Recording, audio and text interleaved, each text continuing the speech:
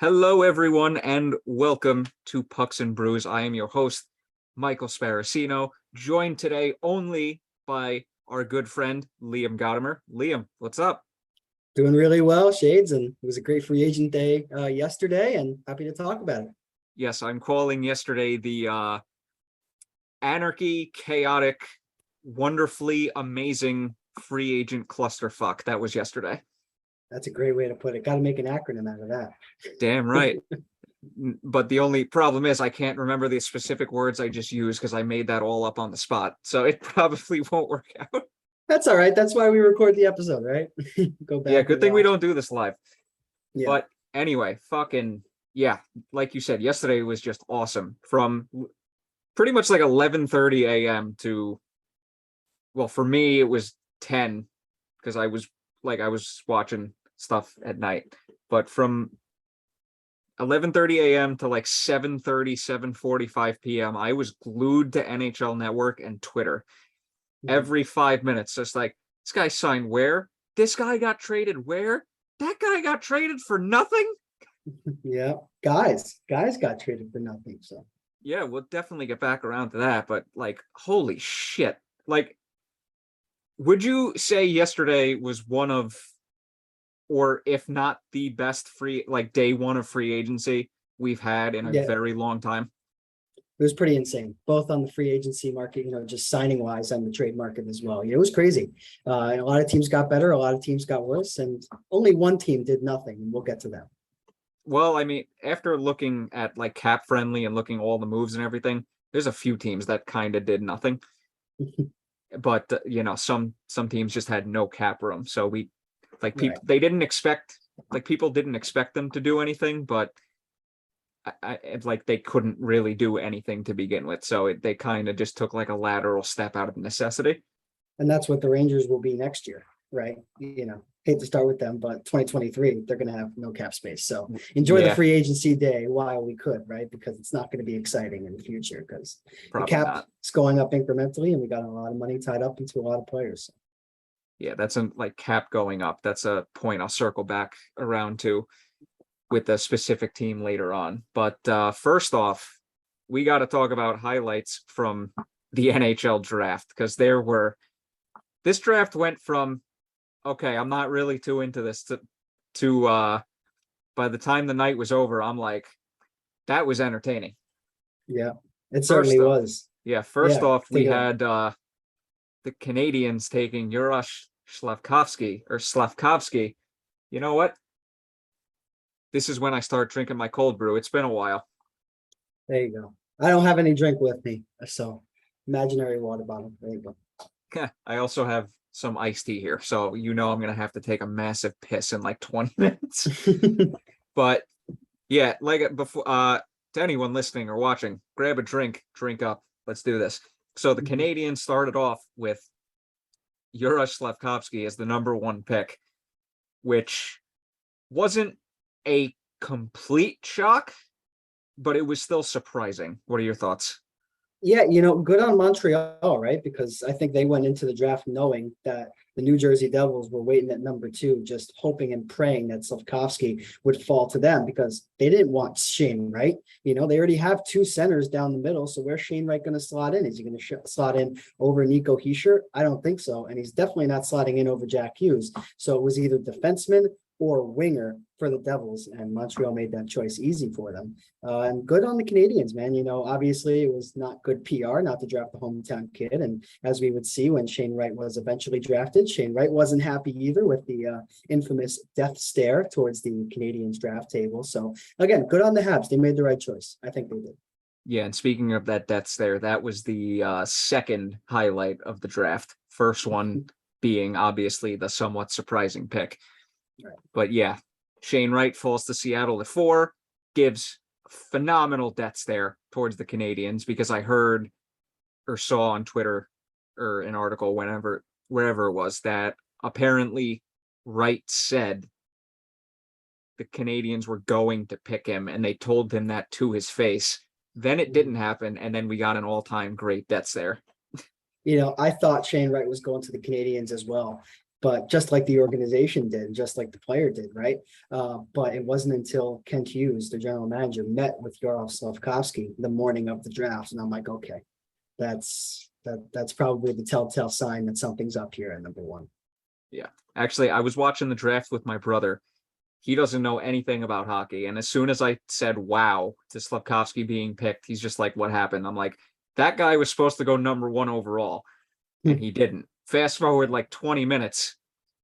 He didn't go number 3, didn't go number 2 either. And I'm just like, well, this just got interesting.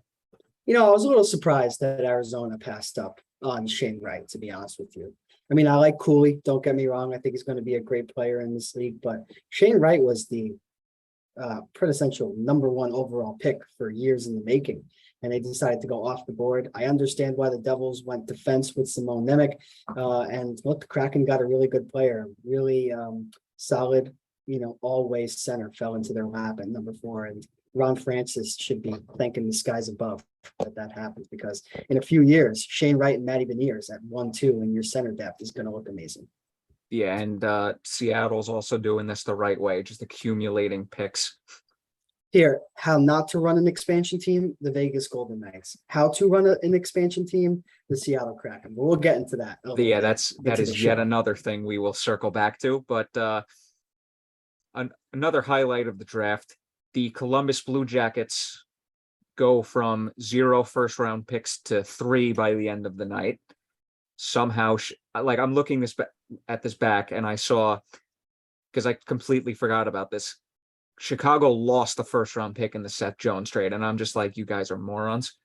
Yeah, that's look, I said it at the time that the Seth Jones contract was going to be one of the worst ones in the NHL, as even before it kicks in, and it hasn't kicked in yet. And I think if you ask the majority of hockey fans, Seth Jones's $9.5 million cap hit on a team that's trying to tank for Connor Bedard is definitely one of the worst.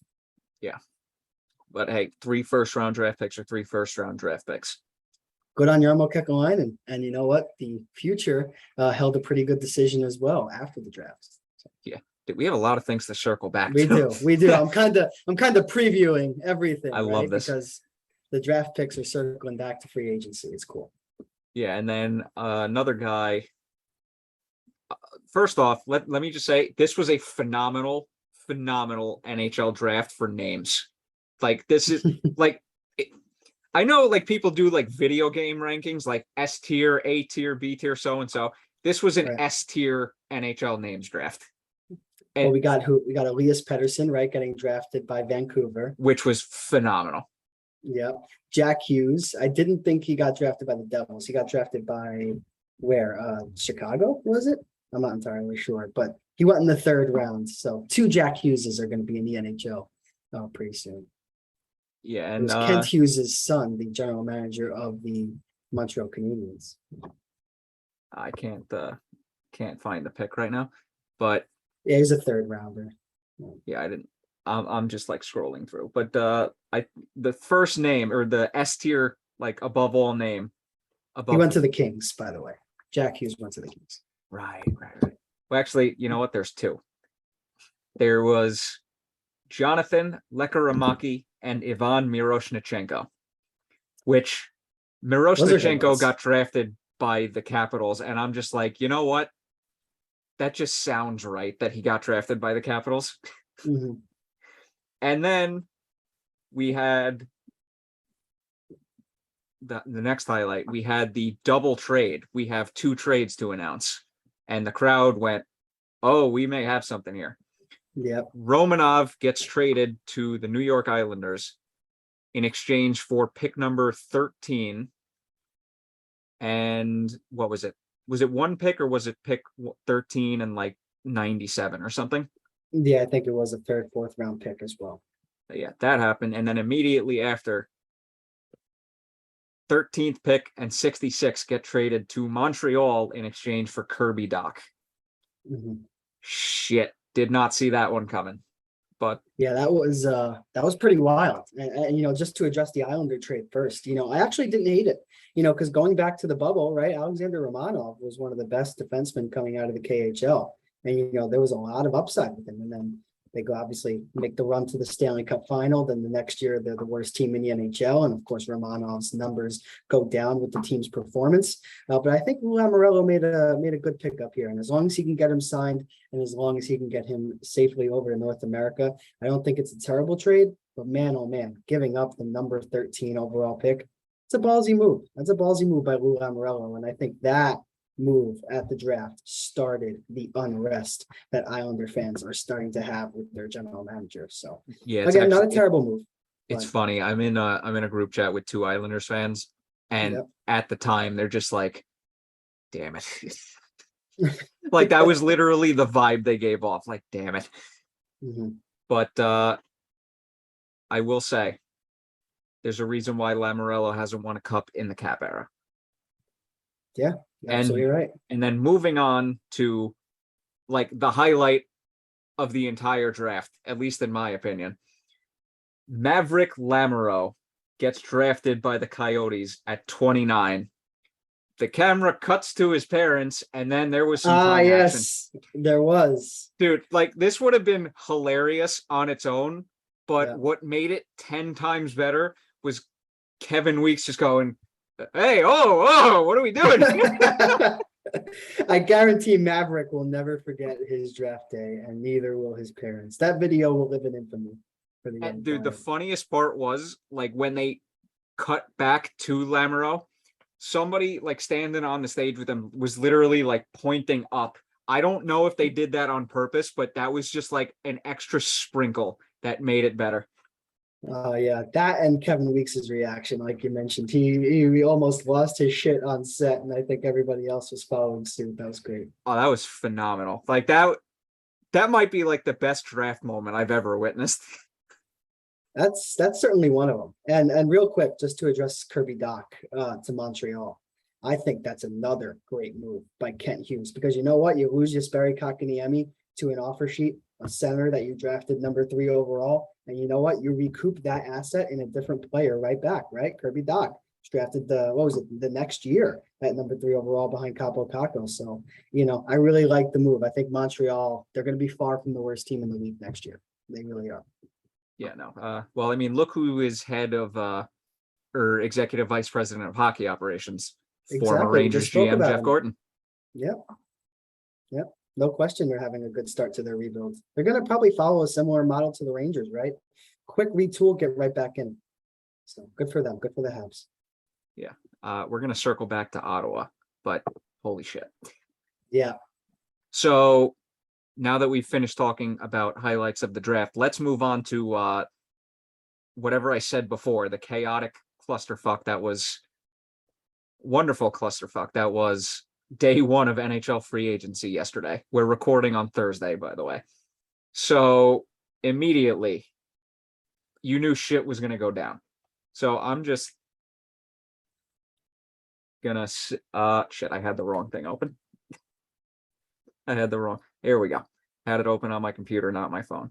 So immediately we get started off with a bombshell breaking piece of news that Johnny Gaudreau is not going to re-sign with the Calgary Flames, and then speculation all day long. But that signing in particular, we're definitely going to get back to. But Frank Vetrano gets signed to the Ducks, which is a good pickup for them. They need some scoring. They've needed scoring for a while. I'm glad Frankie V's getting this chance. He should play in the top 6. He might just be Ryan Strom's line mate next year. So that could be cool. This is true. Yeah, and then like the first 45 minutes to an hour, it wasn't really any big names. It was just kind of somewhat smaller deals. Oh my God, Brett Howden re-signed with the Knights. Lol. I remember the night before, so that would be going back, a few nights ago. It was Evander Kane. That was really the first signing that really dropped. He re-signed in Edmonton, and I was shocked because I thought he was going to make it to the open market, and he never did. Yeah, that one didn't really surprise me too bit because I'm just like, he re-signed with the same team. Boring. Just like the Malkin and Letang signings. I'm like, they re-signed. Boring. Mm. Then heartbreak came a little bit because Keith Kincaid signed with the Bruins, and I was just like, no, blockade, no. Yeah, well, again, I'm happy he's getting his chance. Look, tumultuous is the adjective for goaltending in Boston right now after they lost Tuukka Rask. So between Swayman, Allmark, and now Keith Kincaid, he'll get his chance. Yeah, I didn't really take notes of anything in order, but we had a couple, like I said, let's just skip right to the Columbus Blue Jackets at this point. So at like 7 p.m., like 7:10 p.m., the news breaks. Johnny Gaudreau has signed with the Blue Jackets. And I'm like, oh, that's a bombshell. Mm-hmm. The Devils, the Flyers, the Islanders, they took their swing, they swung and missed. Johnny Hockey is a Blue Jacket, and this is relieving as a Ranger fan because you know damn well that if he would have signed with the Devils, would have been trouble. If he would have signed with the Islanders, it would have been trouble. He signs with the Blue Jackets, who are a little bit further away from contending.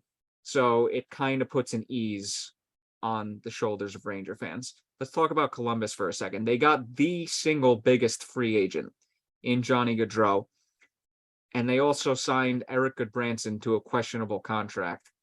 So they got the biggest fish, but they don't really have a team that you look at and go, that team doesn't strike fear. What do you think?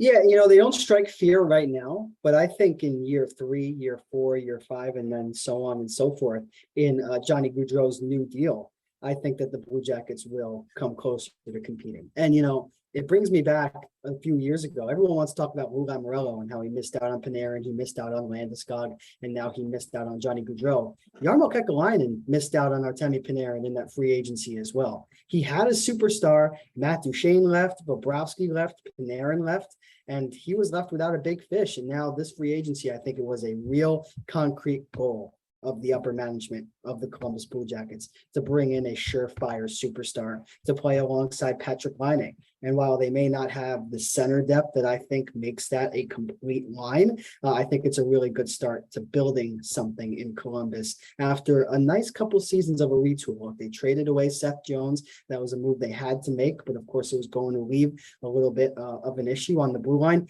You get Adam Boqvist back, you get a draft pick back, and now you add a 115-point scorer in the league in Johnny Gaudreau. So they're heading in the right direction, but Shade, you really said it best yourself. From a Rangers fan perspective, if he went to the Islanders, they would have been a much better team. And if he went to the Devils would have been scary because they're even scary sitting here right now with some of the moves they've made in the offseason. So with the Blue Jackets, I feel like that's the best of a bad situation if Johnny Gaudreau is going to come to our division in the Metro. Yeah, and I also saw a tweet yesterday that basically was shitting on the narrative that nobody wants to play in Columbus because Laine wants to re-sign and they just got Johnny Gaudreau.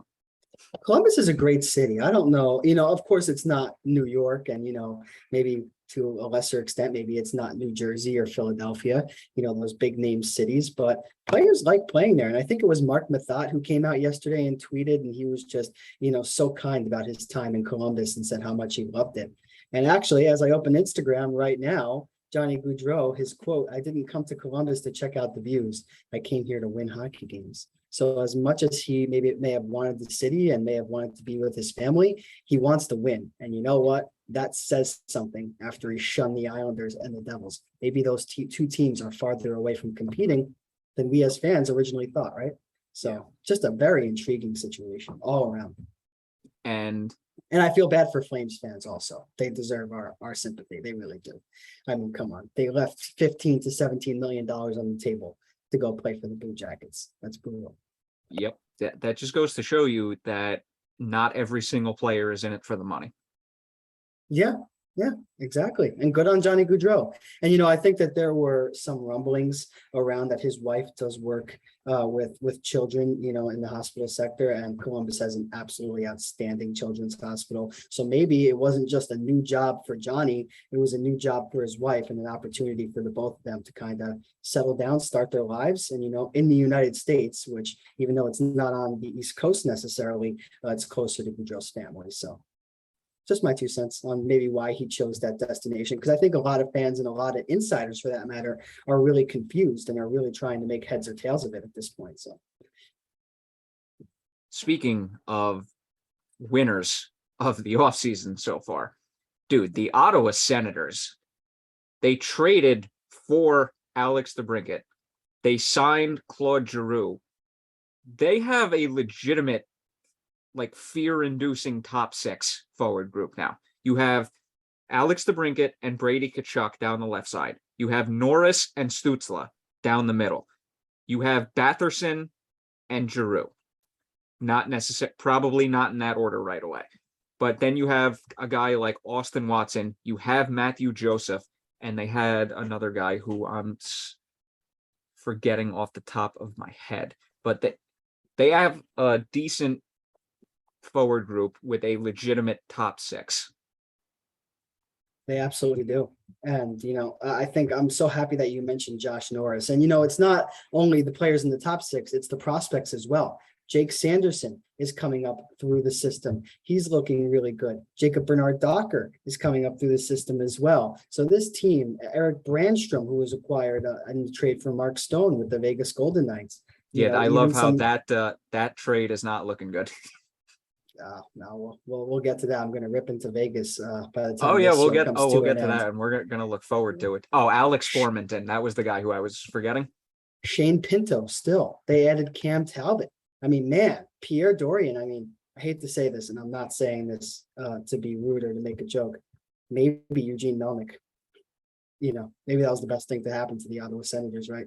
Because once he kicked the can, I mean, they have just absolutely changed the trajectory of their franchise. Pierre Dorian finally, after years of being locked up, feels like he has the opportunity to run and maneuver and make this team the way he wants. And man, this offseason, if it's any indication on what type of team he's trying to build, it's a winner, and it's good. They're going to win soon. So again, like Montreal, good on Ottawa. As a Ranger fan who just made it to the Eastern Conference Finals, you love to see teams who are at the bottom of the barrel push their way up, while teams who have been at the top for a long time, your Bruins, your Capitals, your Penguins, taking a deep dive down. It's good to see.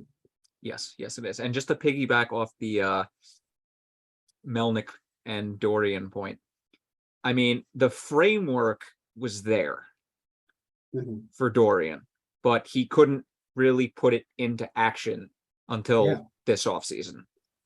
Because they've been accumulating picks for a while now, and you knew, okay, Ottawa's doing something here, but what are they doing? Because for a while there, they were just like, what are they doing? And you know what?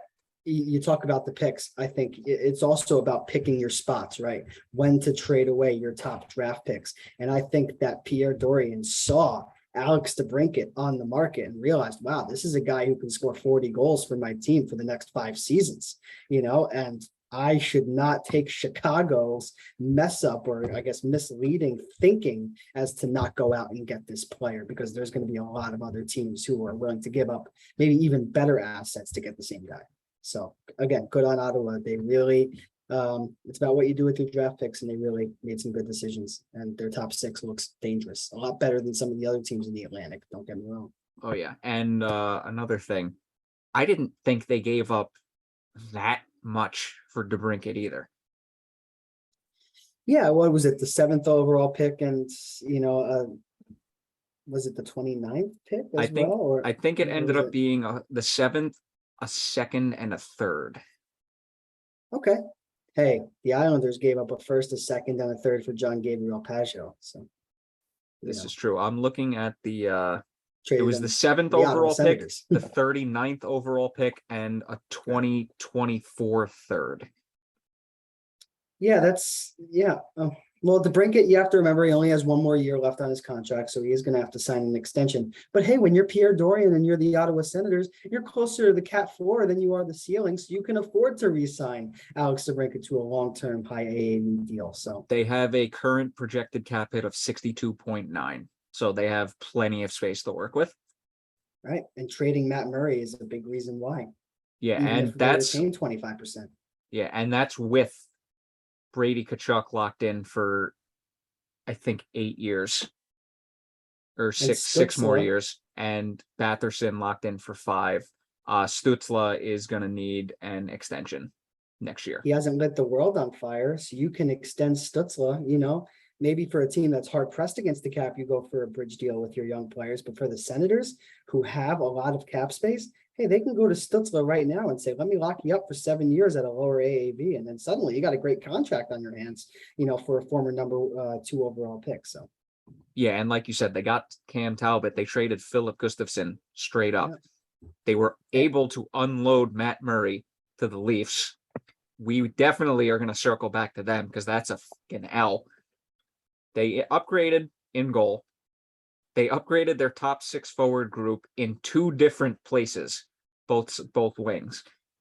And holy shit, man. Like, this team is coming, and soon.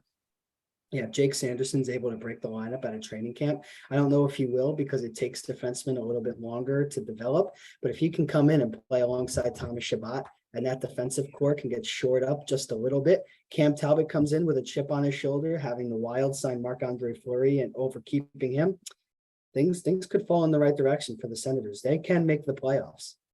Oh, 100%. They need like 1 or 2 more depth forwards. And like I would say 1 top 4 defenseman and a better depth defenseman, and they're a playoff team. So they're like 3 players away from being a playoff team. Shades, I'm going to put out a prediction right now. There's 1 free agent that has not signed yet, and I think he's going to sign with the Ottawa Senators, and his name is John Klingberg. I think. Oh, that's an interesting one. I think Klingberg will be a Sen.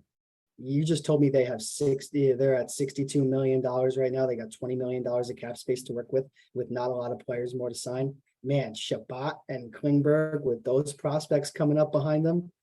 Whew, could be a Stanley Cup party in Ottawa before there's one in Toronto. Could be. I love how that's half reality, half joke, which is great. No, that's 75% reality. That they're that close. They really are, because these prospects are good, man. Sanderson is one of the best defensive prospects to come through the league in quite a while. Yeah. And Bernard Docker and Pinto. Yeah, no, they got something. They got something brewing there for sure. And if Klingberg does sign there, they're making a very, very strong case to be a playoff team. And let me also say this about Ottawa. He doesn't get talked about a lot because I think that there are some coaches, that warrant more discussion about being underrated. DJ Smith is a very good coach.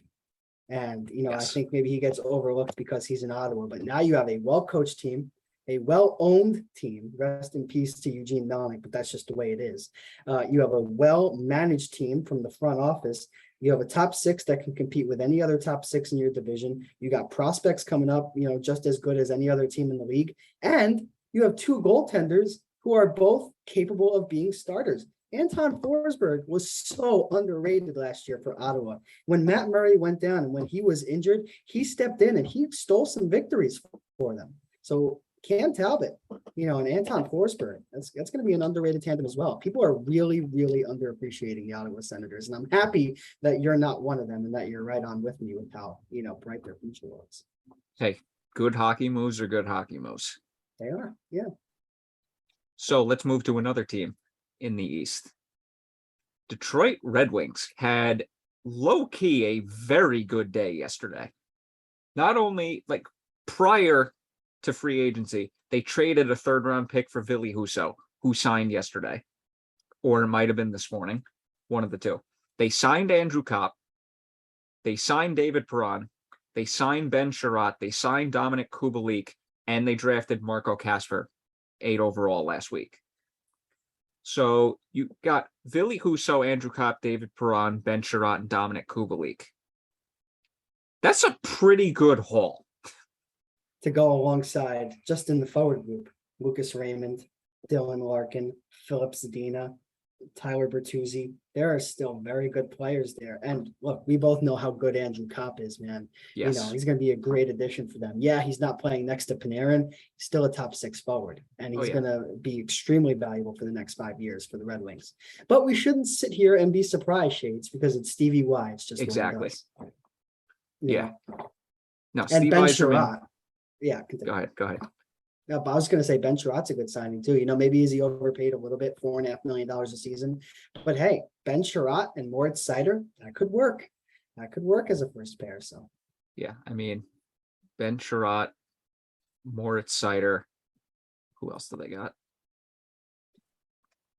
got Joe Veleno up front too. They got Philip Hronek on the back end as well. Yeah, dude, Hronek is a decent defenseman. He is. Yeah, they signed Oli Mata too. That's another depth guy. Again, solid signing. Yeah. Yeah, and plus they also signed. Oh no, they traded for Oscar Sundqvist. Was that this year or last year? Sundqvist was last year. Last year. They have And Jacob Vrana. I didn't even mention that was from last year too. I mean, dude, like we said, Husso they got. They also have Nedeljkovic in goal. That's a decent tandem. I would take that tandem over a lot of current tandems in the NHL. And look at the. You can talk. I'll get back to my point in a second. I was just going to talk about the Jacob Vrana deal because it's underrated about how bad of a trade that was for the Washington Capitals. I don't know if you remember the specifics of the deal. Oh yeah, but it was Vrana for Anthony Mantha and the first round pick. So so they got Vrana and the first round pick in exchange for Anthony Mantha, and the Capitals have gone 2 straight years getting knocked out of the first round of the playoffs. Anthony Mantha is not an impact player anymore, and Jacob Vrana, you could argue he's their first line left wing. So I thought that was a dumb trade. Instead, it's a classic Stevie Y fleece right there. Yeah, I remember during my fantasy draft last year, my buddy picks up Vrana, and I'm just like, you bastard. Thought you had him under wraps, huh? He gets he slipped, but he was still taken kind of early. But I'm just like, you bastard. I have a breaking news on a contract. Oh, Josh Norris has signed for 8 years, $63 million, 7.95 average annual value. I love Norris, one of the best power play producers. I don't hate it. It's a little bit of an overpayment right now. That's a good deal. Again, so you can take $7 million per season out of that $20 million. So maybe Klingberg is a little bit tougher to fit in at this juncture. I wouldn't be too surprised if they get that job done. But hey, also just to go back to Detroit since we're on them. I mean, great signing for Ottawa though. A defensive prospect that we forgot to mention, Simon Edvinsson. Oh yes, Simon Edvinsson. That's with the Detroit, correct? Oh yeah, so that's a good one. So they have Edvinsson, who is their best defensive prospect. They already have Seider. They just signed Sherratt. They still have Hronek. They signed Oli Mata.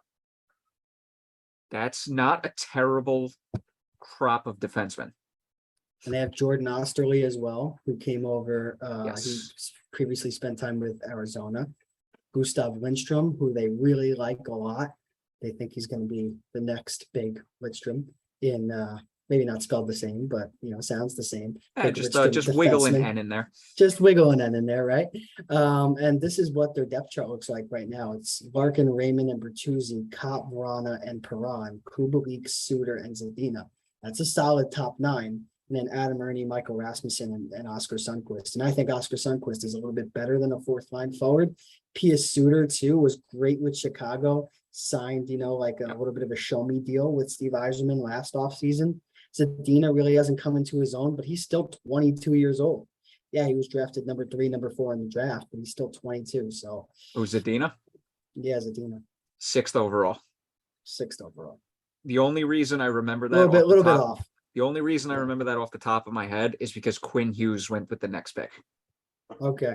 Yeah, round 1. And just side note, Brian Burke was telling the story when Zadina got drafted that he was basically told the night before that Detroit was drafting a defenseman, then they didn't. And he was just he was shocked on draft day. But could you just imagine if they did? That'd be one fucking hell of a defensive core. It certainly would, but even without that hypothetical defenseman that they would have drafted, in lieu of him, still, I think their core is looking really good for years to come. And look, just to address the goaltending real quick, I don't love Nedeljkovic. I liked him in Carolina. I thought he struggled a little bit out of the gate with Detroit, but Billy Husso, all you can ask for a young team is a 1A, 1B who can win and steal your games. And Husso and Nedeljkovic do that. And at 27 years old, $4.75 million cap hit for what? The next 4 years for Billy Husso? I don't think that's a terrible contract. No, dude, Yzerman always has a plan. Detroit is coming soon. They're going to be a little bit behind Ottawa, though, because I think Ottawa, they just made the moves that are going to really accelerate this team to the next level.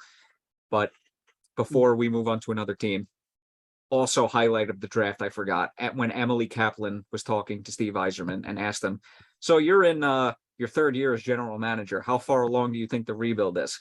And Steve Yzerman said, well, I think we're in the third year of the rebuild because it's my third year of the general manager. Completely shut her down. He was taking no bullshit. It's like, I'm not giving you any information as to what we're doing. Good old Yzerman. I thought that was great. And I love Emily Kaplan, and I thought that was great. So that was one of the highlights of the draft for me too. And let's not also forget the Kevin Owens appearance. That was also a draft highlight too that I forgot to mention. I love that. That was great. And it's funny. I don't know if you saw on Twitter, it's the NHL Draft bot. And it just makes random draft picks for NHL teams out of random celebrities. And it goes taken 31st overall by the New York Rangers, Kevin Owens. And Kevin Owens just tweets under it, I'll only play for Bruce Boudreau. That's awesome. Yeah, it was fun to see. Yeah, so I mean, we've talked about two teams that are making moves in Ottawa and Detroit. Another team that made quite a few moves yesterday that weren't awful. Carolina Hurricanes. In Carolina, they were active, especially in the trade market. Yeah, they trade away DeAngelo. I mean, that's an L for Philly. Yeah. For not for the reasons that you might think. No, certainly the character, is always going to be an issue with DeAngelo, but I think he proved, just to give him the benefit of the doubt that he can, get along with a locker room in Carolina. That really wasn't an issue. My issue with that is giving the guy $5 million per season and pairing him with arguably one of the worst defensive defensemen in Rasmus Ristolainen. I mean, I can't wait for Gerard Gallant at the Garden to put the first line of Mika Zibanejad, Chris Kreider, and Alexis Lafreniere right up against DeAngelo and Ristolainen. That's going to be fun. Fun times. Yeah, so they traded DeAngelo. They made a separate trade that involved them getting Brent Burns. They gave away a defensive prospect, I think Steven something. I can't remember the last name. Steven Lawrence, forward, played in the bottom six during the playoffs. He's a pretty good player. I was impressed by him, during that run. Yeah, no, that was definitely not the name I was looking for. But that was in the Burns deal, correct? Oh yeah, right. It was Steven Lawrence. You're right. My one Hurricane fan in the group chat I'm in, he wasn't happy about letting Lawrence go, but he's just like, okay, I can live with Burns. I would not be surprised if Burns puts up 60, 65 points this season. Yeah, he's going to be playing alongside Jacob Slavin. And, we talked about it before the show started, right?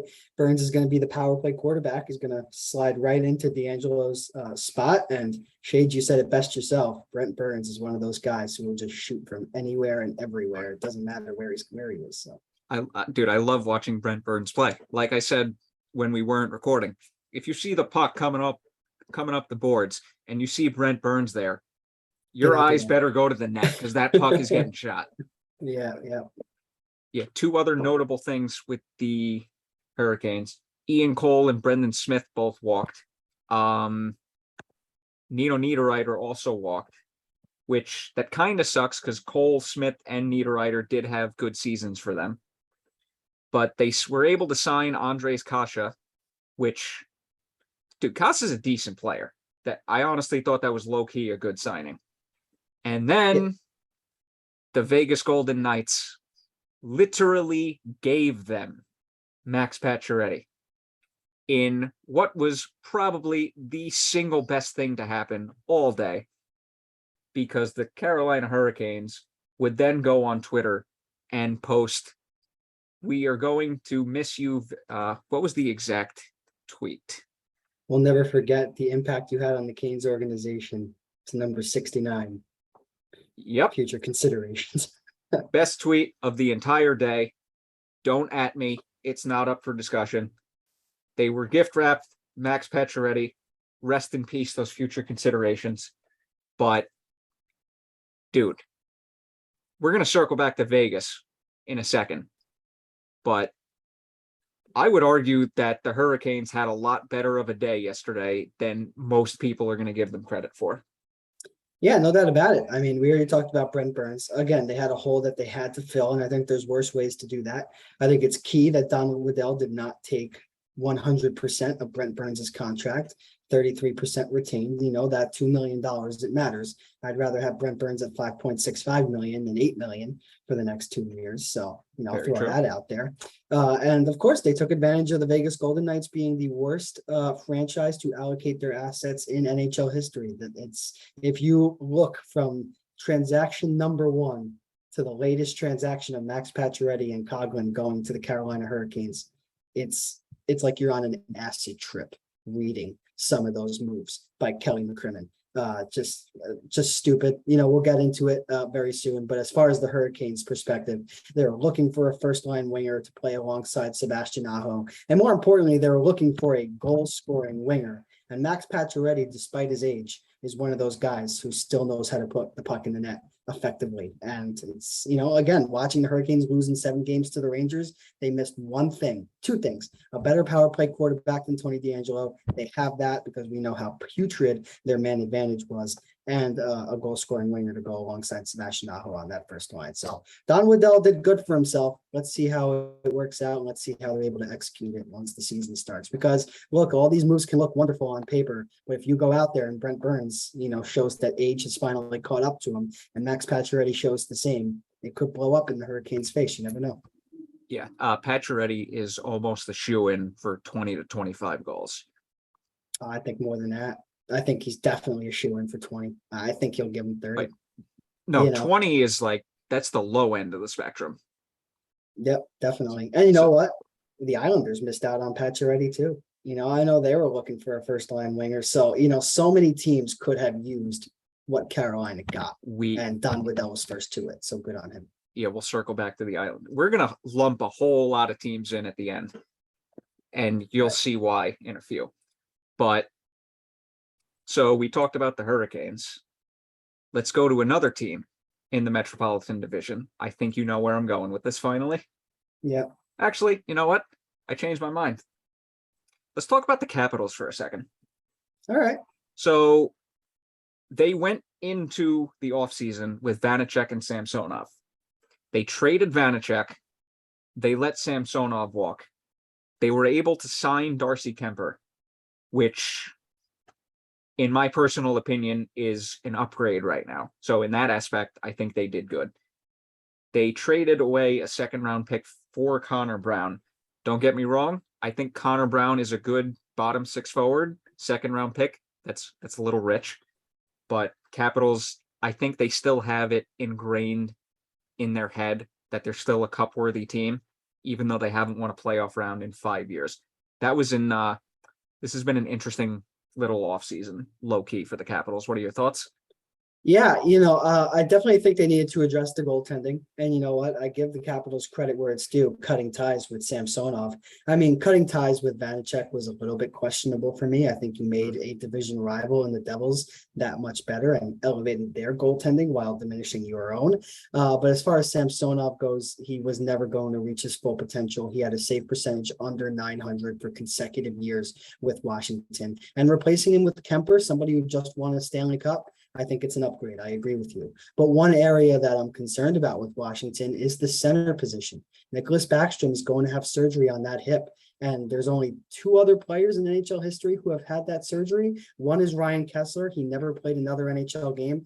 And the other was Olli Jokinen, I think. And he only played 2-3 NHL games after having the surgery. So you have to expect, if you're the Caps, that Nick Backstrom is not going to be available. So when I look around at Nazem Kadri, I think that's probably where he ends up. Because remember, the Capitals may not have any cap space on paper right now, but if Backstrom can't come back, you put all $9.5 million on LTIR and you bring in another center. So I still think they need another move.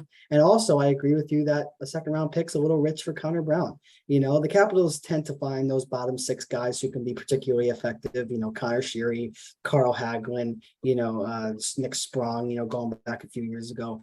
So they find another one in Brown. But you're not going to win anything if you don't have a number one center alongside Alexander Ovechkin. And I know what people are going to say, Evgeny Kuznetsov. I don't think he's a number one center. I think he's a number 2C.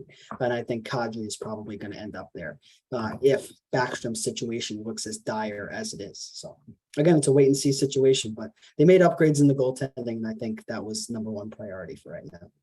Yeah, and they also low-key defensive signing, Eric Gustafsson, 1 year, 800,000.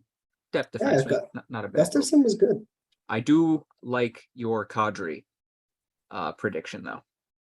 That's I didn't think about that one. Well, it all depends, right, on whether Backstrom's situation is kind of finalized, and they got to get a clearer picture of what they're looking at. I mean, they have center depth. I shouldn't say that it's just non-existent. I like Kuznetsov. Don't get me wrong. I just think he has his off-ice issues, and I just think he's a little bit inconsistent. They got Hendrix Lapierre, who they drafted, a couple of years ago. He might be a couple years away. So there is a move to be made there. There is. Yeah. So now it's finally time for us to talk about our beloved Rangers. Yeah. So I was legitimately scared going into this offseason because last offseason, well, like a lot of things happened. And some things didn't happen that were also questionable. So Buchnevich got traded last year. Gauthier was still on the team. Hayek was still on the team. McKegg was still on the team.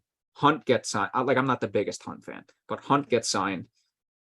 This offseason, we have, what did we have? Probably 7-ish, 8-ish million to work with. Yeah, 11 million to work with, but that was a number 2 center, a depth defenseman, re-signing Kakko, and the backup goaltender. So, when you take Kakko's extension, it's about 8 million, 9 million.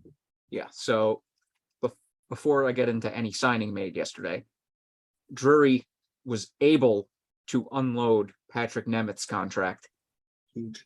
Yes, extremely huge. The only downside, we had to give up a second and third round pick, which I don't mind a little bit, but half of me doesn't mind, but the other half of me does, because when those picks are going to be forfeited, that's probably going to be our prime contention window when we could use those picks to make a major move. That's the only downside I see in this move. That's why people didn't like the Nemeth signing when it was made last year, and I didn't like it particularly much either. Yeah, that's I did forget to bring that up. Nemeth got signed last year, and the options were to either bury him in the AHL, buy him out, or trade him. And I think I agree with you in this sense. I think if the offer was on the table to trade Nemeth's full contract without giving up a first round pick, yeah, I do it.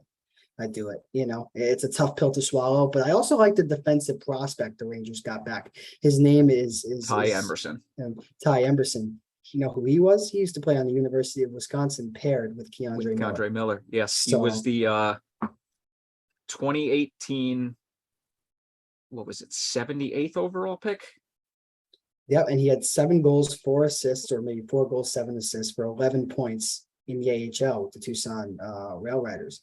And he was a -11, obviously not great plus minus numbers, but you got to ask yourself, who are the Rangers going to draft in those second and third rounds that they gave up to Arizona? Probably a defensive prospect. Now you have one who has experience with a player in your top 4. And you know what? Not for nothing. I know this is a little bit long-term thinking, but there's going to come a time in the next few years where Chris Drury is going to have to seriously consider trading Jacob Trouba. And by that time, if Trouba's gone, you're going to need somebody to slot right in there with Keandre Miller. Maybe Emerson is that guy. So, Possibly. And we also have the Niels Lundqvist trade chip. That's going to be a very interesting one, how that one plays out. But you know who we haven't even mentioned yet?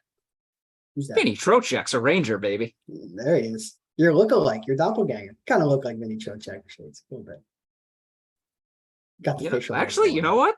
You got the facial It's hair not- going on. That's not totally off base.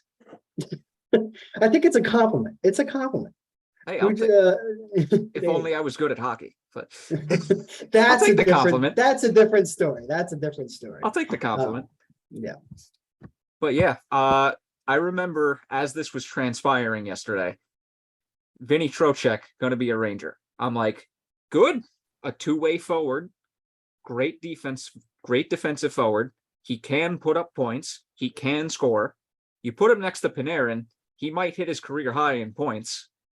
He's good on the penalty kill. He's good at 5-on-5. He wins faceoffs. Oh my God, he wins faceoffs. That's the one. And then immediately we saw the tweets. 7 years. And I'm like, excuse me, what? What? 7 years? I'm like, this better be a reasonable AAV. Come again, Then it right? comes out 5.65.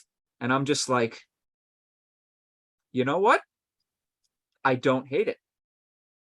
You know what? Vinny Trocheck, is he signed for 2 more years? And I think most fans would be comfortable with. Yes, I think we'd like a 5-year deal. But guess what, guys? If you signed Vinny Trocheck for 5 years, you're not paying him anything close to $5.635 million. You're paying him close to $7 or $8 million. That's something the Rangers couldn't afford to touch. Yes. So, we'll cross that bridge when we get to it. Yeah. Vinny Trocheck has put up 75 points. And you know who his coach was when he did that? When he scored his career high? It was Gerard Gallant in Florida. So again, playing alongside Panarin, look, Panarin made Ryan Strome look like a number 2 center. I'm sure Panarin can make Vinny Trocheck look like a number 1 center type of guy. And he doesn't need to be that guy on the Rangers. And you mentioned the faceoffs. He won faceoffs 54% of the time last year. The year before that, 56% of the time. I can't tell you the last time the Rangers had a player that won 56% of his faceoffs. It's going to be such a welcome sight. I can't tell you the last time the Rangers had a positive faceoff guy in general. Yeah, I think you got to go back maybe as far as Dominic Moore. That's probably as far back as you got to go. I remember Moore would win all those faceoffs back in the day. Good time. Miss him. I miss him, man. Those were very good times. Remember when he scored that only goal against Montreal in the conference? Oh, in Game 6, absolutely. Game 6. Take me back. Definitely. That's great. Yeah. But yeah, dude, I mean, this guy basically checked off every single box that the Rangers needed. And for a cap hit that for the first couple years of that deal is looking like it's going to be a bargain at the moment, especially if he's playing with Panarin. Yeah, absolutely. The AAV is going to look like a bargain. It no doubt will. Maybe not in his age 35, 36 seasons, but for right now during our cup window, he is the perfect number 2 center. And he's a tough guy to play against, man. He is a relentless forechecker. He plays both ends of the ice. He was on power play unit number 1, so he can replace Strome on the man advantage. So yeah, just a ton of things to like, and Drury got his guy, and I'm happy that Ranger fans aren't overreacting to the 7 years and realizing what he brings to the team. Because quite frankly, if you replaced Ryan Strome with Vinny Trocheck in last year's playoff run, we might have just made it to the cup final. Like it might have made that amount of difference if you had Cop too. So I really like the move. Good move for the Rangers. Necessary one. Finally, we have our number 2 center. And the last time we gave out a long-term contract to a center, I think you got to go back to Mike Richards, who we ended up buying out. Brad Richards. I'm sorry, Brad Richards. Yeah. We ended up buying out anyway. So. Yeah, but hey, at least with Brad Richards, the Rangers did make an Eastern Conference final and a Stanley Cup final. And a cup final, right? Yep, exactly. Yeah, so. And they also brought in Ryan Carpenter too, who also wins more than 50% of his faceoffs. I know it Yeah. may seem insignificant, but he takes Kevin Rooney's spot. Rooney was in the playoffs, that fourth line center for a majority of the playoffs. He couldn't win anything. No, So- Rooney did not have a good playoff showing. No, he did not. No, That's why when Gaudreau I'm a came little back, upset. Yeah, seriously, was great. I'm a little upset that the Rangers weren't able to re-sign Mott, because I think that's a bigger loss than people are letting on. Because personally, Mott was my favorite fourth line forward this team has had over the last couple of years. That's just me.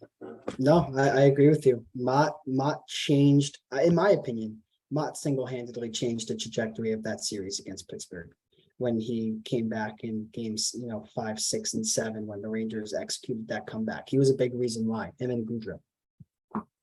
Yep. But it But looks hey. like they're not gonna be able to bring him back. But hey, I'm Yeah, sure if this- every Ranger fan donated $5, we could pull together $2 million to bring Tyler Mott back. Hey, It's not I'm all about the for money, it. it's about the cap, right? I'm all for it. So that basically Rangers, we have a little bit to look forward to. And one thing to keep an eye on is the prospects going into training camp and how the line combinations are gonna all work out by the start of the season. Yeah, I think So there's just one more thing. I think there is a hole on the second line right wing at the moment.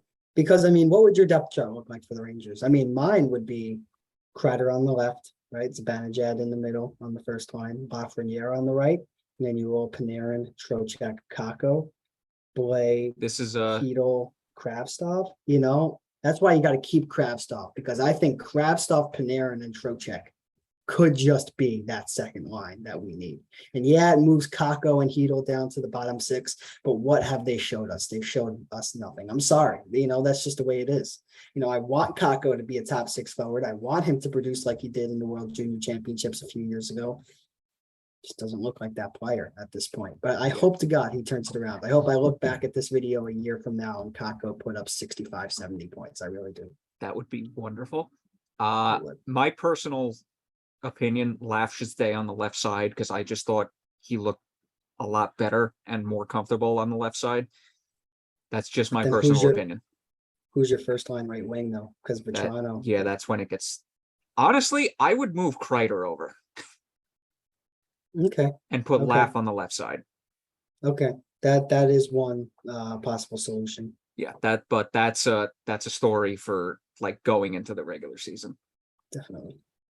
All right, so let's talk about teams that did nothing because they couldn't or they struck out on free agents / teams that lost. I know you got to get going soon, so I'll try and make this somewhat quick. Yeah, I could stick it out a few more minutes. Yeah, so let's start with teams that kind of were in the middle. Kraken, they were able to sign Andre Burakovsky and Justin Schultz. I think that's low-key 2 good pickups, but then they signed Martin Jones, and I'm just like, I don't really get it. I saw that signing and I was like, so you have Drieger, you have Grubauer, and now you have Martin Jones. All 3 of those goaltenders deserve to be up with the big club. Who are you going to relegate to the AHL? honestly, in my personal opinion, you relegate Jones out of those 3. But would Jones have signed with the Kraken to play in the AHL? He had a great year for Philly last year. Who knows? That's just me. No, I see what you're saying. It's just that was a little bit of a weird signing. It was. I was perplexed by that. Yeah, St. Louis Blues, they signed Noel Achari, who I think is a good depth forward, and then they signed Nick Leddy to a 4-year deal, giving him $5 million. I was just like, okay.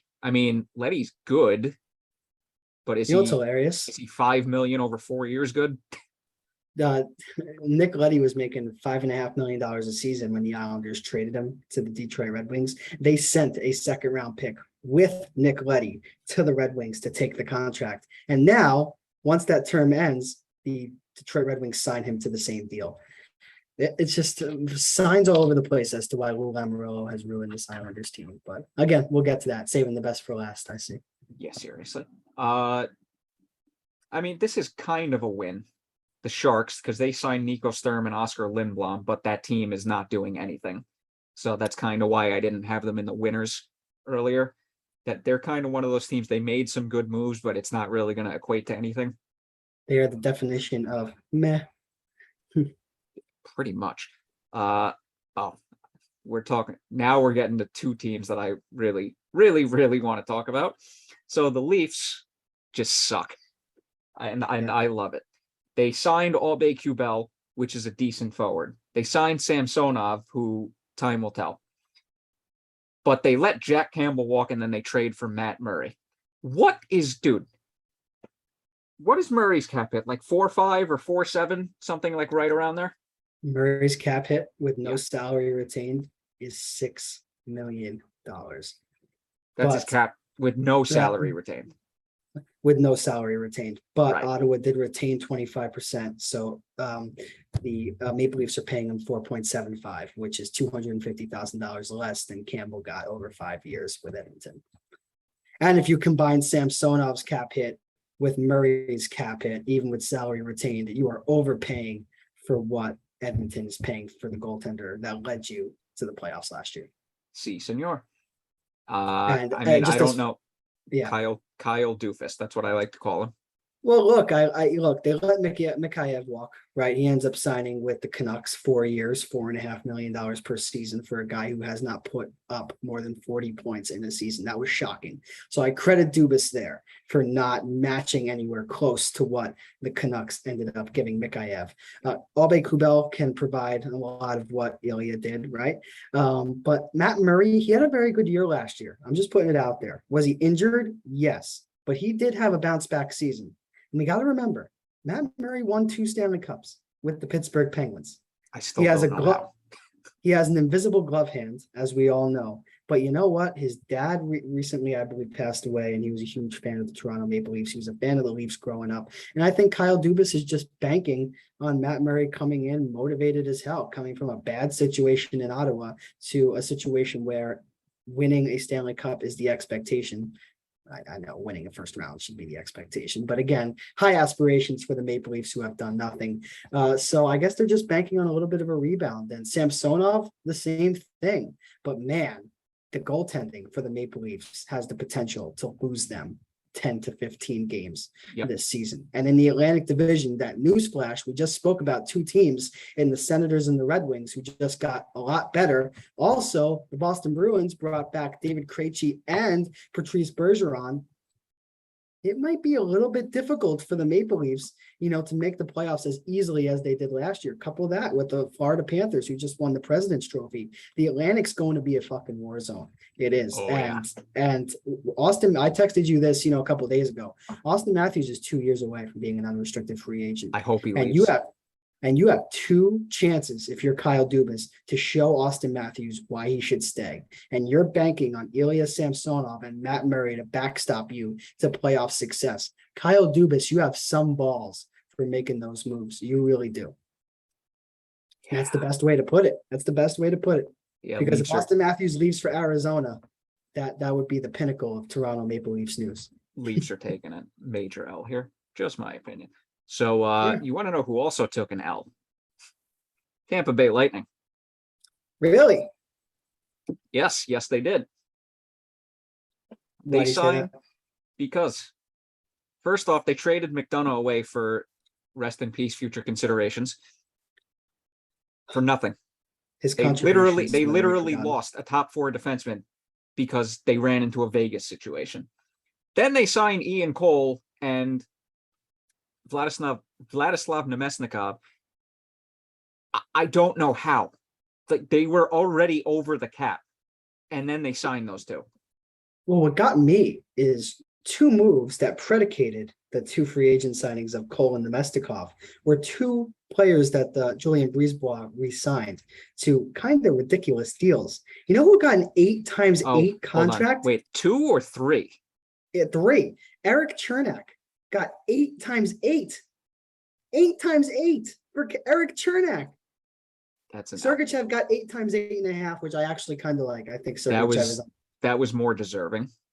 That was more deserving. Don't get me wrong. And the 3rd contract, they might be slipping my mind. Cirelli. Yeah, for 6.1, was it? Yeah, I don't hate the cap hit. Look, 8x8 I'm actually Chernak is no, that's terrible, dude. Don't get me. I actually kind of like the Cirelli extension, but holy shit, dude, they are setting themselves up for a Vegas situation. Like, really, would you rather have Chernak at 8x8 than the rest of McDonough for his deal? I just don't get it. I Nope. just don't understand. It's peeking too much into analytics because, of course, you follow Jay Fresh on Twitter. He puts up his player cards from time to time. After Chernak signs, like, look at Chernak. He's one of the best depth defensemen in the league. $8 million. $8 million before the 2 Stanley Cups. He was playing in the bottom 6. That's an out. In that defense core. What's going on? Yeah, I don't like the contracts either. I still think the Lightning will compete, but again, it goes back to that same conversation about the Atlantic Division. It's going to be tougher than last year.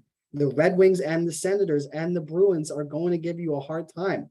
They're all marginally better than they were just a few months ago. So the Atlantic Division is one of a lot of question marks. It really is. And the East is going to be fascinating next season.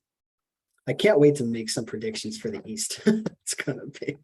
And let's talk about the Flyers real quick.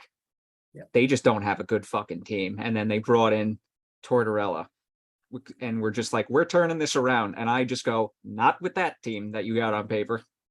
That's an automatic. That's an automatic L just for that way of thinking. And you know what? It's a shame because they do have some solid young players. We spoke about it before the podcast started. Morgan Frost is, still really good. I think Ivan Provorov, you could say what you will about him having a down season. I still think he's a top 4 defenseman in this league, and they power play quarterbacks someday. We talked about Ristolainen and DeAngelo, how much of a clusterfuck that's going to be, pardon my French. Ristolainen just flat out stinks. DeAngelo will provide you some offense, though, which is kind of something that they needed. Yeah, Ryan Ellis, his career is kind of in jeopardy. You don't really know. Yeah, he's a shadow of himself. Yep. Carter Hart had a really good year last year, but you never know what you're going to get out of him. He's like a Jekyll and Hyde type of goaltender. Yeah, I kind of thought Hart underachieved last year. I thought he could have put up better numbers. This is coming strictly from a fantasy perspective because he was disappointing.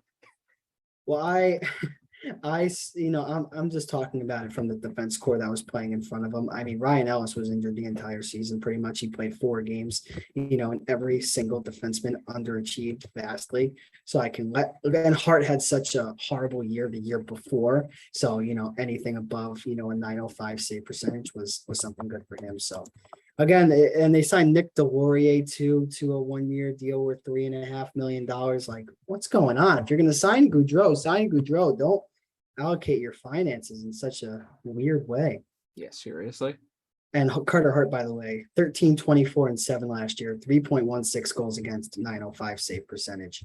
And that's coming off a year before that where he had a 3.67 goals against and an 877 save percentage. So not good, but slight improvement. Yeah, I guess. So let's we've all been waiting for this one. Lou Lamoriello has got to be.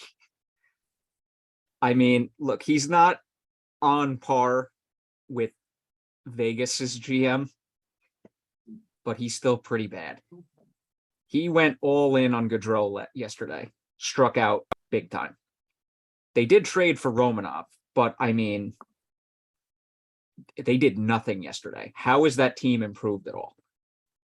I don't think they've improved at all, quite frankly. I think Romanov maybe provides them a little bit extra depth on the blue line, and maybe some extra offense that they desperately need. But man, when you look at some of the contracts that are on that team, Josh Bailey is getting paid $5.5 million. Kyle Palmieri is getting paid $5.5 million. Anders Lee is getting paid close to $8 million. Matt Barzal is 2 years away from unrestricted free agency. You talk about Austin Matthews being 2 years away. Matt Barzal is too. What makes Matt Barzal want to stay a New York Islander? Having Kyle Palmieri, who's a shadow of his former self, on his wing, I don't understand. John Gabriel Pajot, who I like, I think they tried to build a little bit too much down the middle, and we're really forgetting about the wings. They fire Barry Trotz, and look, I always like to say this about general managers. General managers have one bullet in their pistol before they get shot themselves. And Lou Lamoriello saw the writing on the wall and said, you know what? If Barry Trotz does not take the fall for the Islanders' issues last year, it's going to be me. So I might as well just fire him before I'm the one who has to face the music. Yeah, and Trotz is actually looking like he's not coaching this year. Yeah, and Trotz wanted to come back. The report came out that Trotz wanted to come back to the Islanders, fully expected to return. And I think a lot of the reports around the Islanders fan base was moving to Lane Lambert was an indication of pushing more with offense and less with defense. And I get it. Barry Trotz, he's known for his defensive systems. But if you're going to do that and then not pay up for the best goal scoring winger on the market. Well, I mean, reports indicate that they did offer to pay up, but Gaudreau just said no. I hope that's the case. For the sake of Islander fans, I hope that's the case. And, it's a tough pill to swallow that he doesn't want to come to Long Island. But if Lou Lamoriello was, collecting, trying to save money in any way, that led to the decision of Gaudreau not going to the island, that's an issue. Yeah, and the other thing with the missing out on Gaudreau, they couldn't get anybody because they were so focused in on him. And I don't really know if it was a family decision for Gaudreau, because Gaudreau lives in South Jersey. So if he wanted to be close to his family, playing with the Islanders or the Devils for that matter is a no-brainer. So why didn't you go to Ohio? So it's not a location issue. It's not a money issue. Then what is it? I don't know. Just have question marks. And I guess that's for Johnny Gaudreau and Jarmo Kekalainen to know, and for us maybe to find out one day, right? Yeah. But I think it's a fireable offense. I really do. I think he's one of the worst general managers in the league. I think he's way, way over the hill. And also notice that the two Islanders teams that made the conference finals, he did not build those teams. No, he did not. That was all Garth Snow. It was all Snow. All the pieces were in place. He just had to supplement the roster. They did make two conference finals, but no cigar. And everybody thought and now that he Garth just Snow was the issue. Yeah. And now Lamoriello has just completely ruined that team moving forward. And we love. Oh yeah. Oh yeah. You and me love to see it. We're Ranger fans. We love it. Yeah. The Islander fans, though, they're a little bit sad. Hug an Islander fan today, if you're watching this. I mean, I'll hug my boy Charlie, but that's about the only Islander fan I'm hugging. There you go. An Islander fan you like. It helps that I went to school with them. Yeah, right. Yeah, so that's kind of all I got. That was one hell of a day yesterday. And take a deep breath. Yeah, but some guys to keep an eye on: John Klingberg, like you said, Nazem Kadri, Dylan Strome is still out there. A guy like Anton Strawman is still out there. Who else do we got? I wanted so bad for Ryan Strome to go to the Islanders. I wanted that so would bad. have been hilarious. Yes, it would have. Yes. Oh, nope, not signings, free agents. Free agents.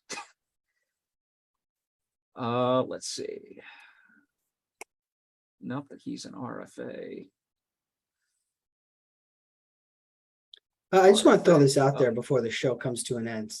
One destination for Klingberg and Kadri that I don't think a lot of fans are talking about is Seattle.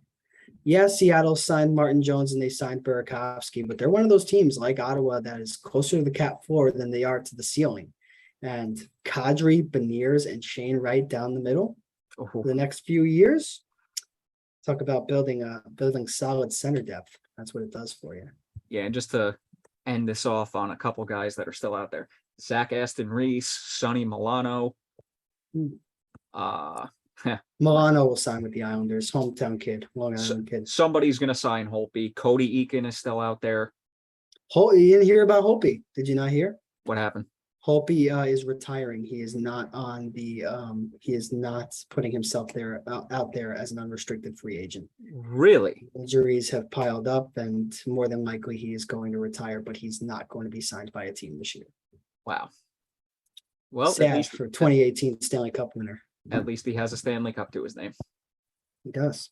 And also, just lastly, Michael Kempney is out there. That would be a decent depth signing. Nino Niederreiter is still out there. I think Pacioretty going to the Hurricanes kind of signals Nino is not coming back. Yeah, and then I could see Nino going to the Islanders. I could see that too. Reuniting, going back. Yeah, and last two names to keep an eye on: Kessel and Subban. That's going to be interesting. Yeah, I mean, where do you think Subban goes? I'm at a loss on this one. No idea. Yeah, so am I. I mean, I could see them, both of them, quite frankly, signing 1 year league minimum deals. Probably. Hey, I mean, I'd sign up I think for Kessel. Subban is a shoe-in for million or league minimum. Kessel, I he wouldn't might mind get. Kessel. Kessel might get like 2.5, because he can still put up points. Right, he had some, maybe, maybe Kessel and Pittsburgh. Kessel's best years. That'd be funny. Maybe Toronto. Maybe Toronto calls on Kessel. That would be even more hilarious. Says, hey, why don't you come back for another run? Maybe Subban goes to Toronto. Why don't we just fuck the whole league up, huh? Why don't we just that would blow up all Canada, right? That would be fantastic. Anyway, like I'm basically still fried from yesterday. It's over 9,000, as my shirt would say. That was basically yesterday. Right. I got nothing else. This has been Pucks and Brews. Again, I forget the episode number. Episode number 23, Michael Jordan episode, which is pretty fitting because yesterday was like the best free agency, day one of free agency of all time. I have been your host, Michael Sparacino. Thank you, Liam, for joining today. Really saved my ass on this one. Follow us on all of our socials listed down below. Hope you enjoyed a drink, and keep an eye on those remaining free agents. Can't wait for next season. Take care, everybody.